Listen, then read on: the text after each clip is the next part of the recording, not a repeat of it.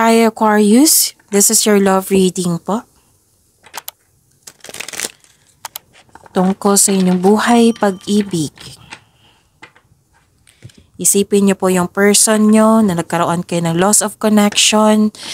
Pwedeng andyan siya pero hindi maganda yung pagsasama nyo.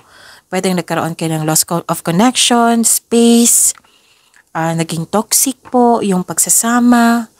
Pwedeng wala ka ng balita sa kanya, hindi na kayo nag-usap na So isipin niyo po siya kasi kunin ko yung energy niya. Okay? Aquarius, exclusive to sa'yo. This is for you. This is long reading.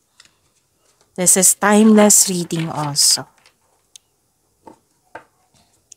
So, naisip niyo na? Isipin niyo po yung person niya ha. Spirits guide, kamusta po yung feelings? Ano po yung ganap, feelings, nararamdaman, nasa isip ng person ni Aquarius? I need 4 cards po.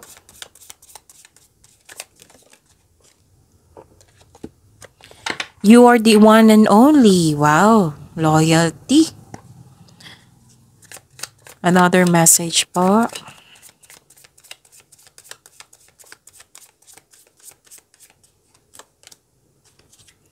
You are so beautiful inside and out. Aba?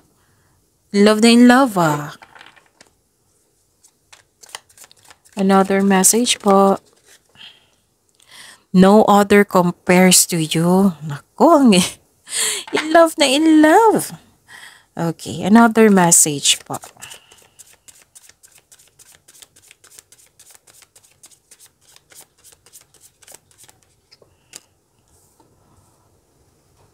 Okay.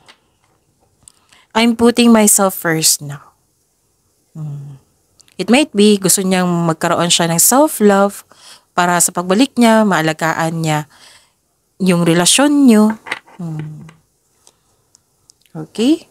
So, may dahilan pala siya. Pwede nga dyan siya, pero yun nga, ito yung naisip niya. Tapos, yun. Kung naka-resonate kayo, comment down. Kung hindi kayo naka-resonate, ibigay niyo po sa iba. Kasi general reading po ito. And this is timeless reading ha. Okay?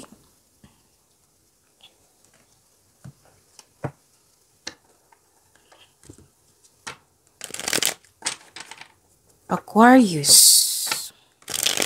Love reading ni Aquarius. Love life.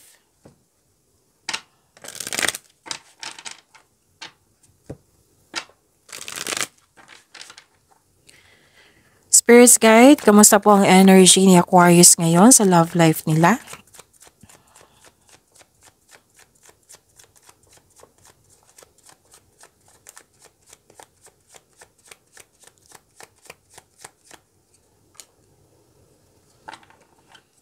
And the clarification of this card po. Okay.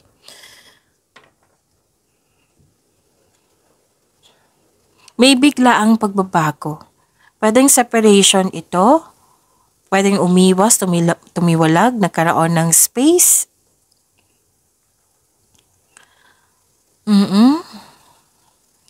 May sikreto na parating which may be shocking. May bigla ang pagbabago sa inyong connection, sa inyong sarili, kasi energy niyo to. A sudden change na hindi ka takot mag-let go. Ang darating na pagbabago na ito ay makasuporta sa iyong growth at expansion. May recovery din ako nakikita dito.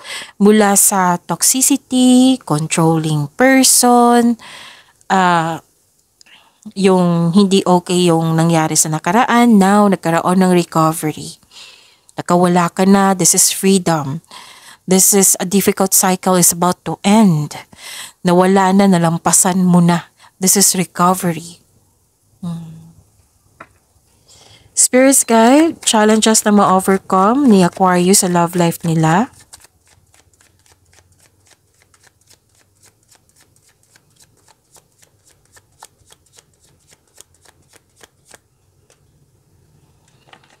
And the clarification of this card po.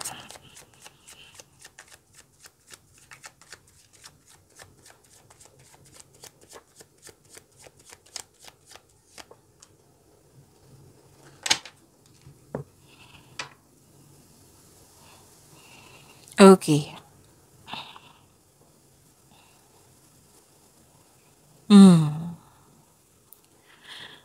Nakikita ko dito, hmm, okay, may mag-ask ng date. May mag-ask ng date. May nakita kong date dito. May nakita rin akong travel. Mabibigyan na ng aksyon. May nakita kong movement dito eh. Busy kayo, bibigyan mo siya ng agarang aksyon. May transition, may darating na inaantay mong mensahe, may mabilisang paggawa ng desisyon. Actually, may parating na blessing sa inyo. Pero may nakita kong away ha. So, may nakita kong away. Okay. Nakikita ko dito na nagkaroon po ng okay.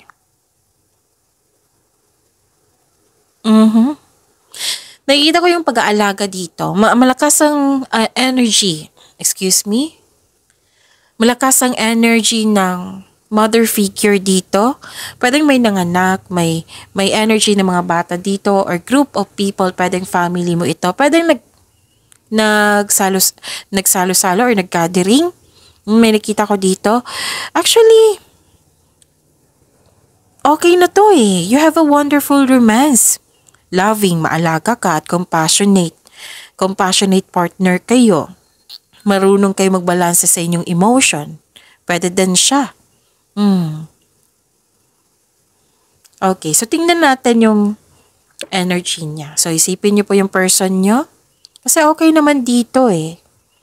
Magiging okay. Kung may away na ganap, magiging okay po siya. Kasi may nakita kong group of people dito na nagkaroon ng panahon. May pag-aalaga dito. Pwedeng pag-aalaga sa inyong relasyon, sa inyong connection. Okay. Spirits guide, ano po yung energy? Kamusta po ang energy sa partner sa person ni Aquarius?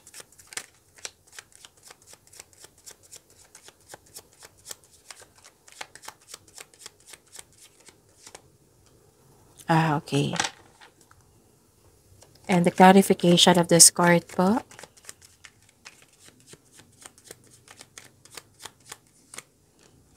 May problema siya. Actually, ikaw naka-move forward ka na. Siya ang hindi. May nakita kong problema dito.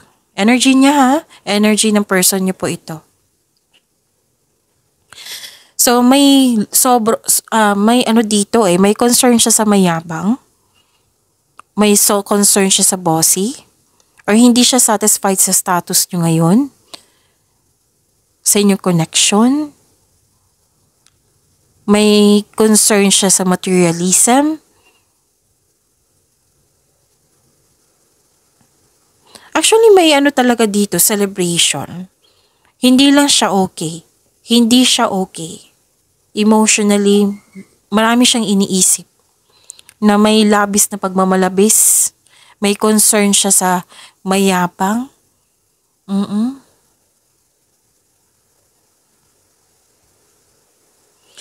Nakikita ko rin dito na nagkaroon po ng okay.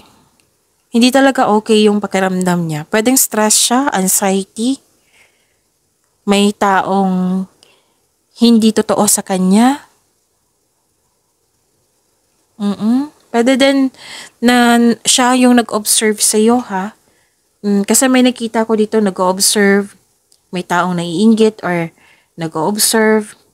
May concern siya sa taong hindi madaling kausap or matigas ang ulo. Pwedeng siya ito ha. Pwedeng yung concern is sa ibang tao or sa iyo. Okay? May sitwasyon na yun, pressure siya eh. Masakit sa ulo po daw na nabibigatan siya. Kanina pa to, naapektuhan din siya sa chismis or sa balita. So, naapektuhan siya sa balita. Kaya pala na may ano dito, loyal siya sa iyo, pero may dahilan siya na bakit nahihirapan siya dito. Kaya nasabi niya to na I'm putting myself first right now. It might be na para nagkaroon ng isolation, para makapag-isip, para makapagpahinga, para pagbalik niya may solusyon na. So that's it. Don't forget to like and share.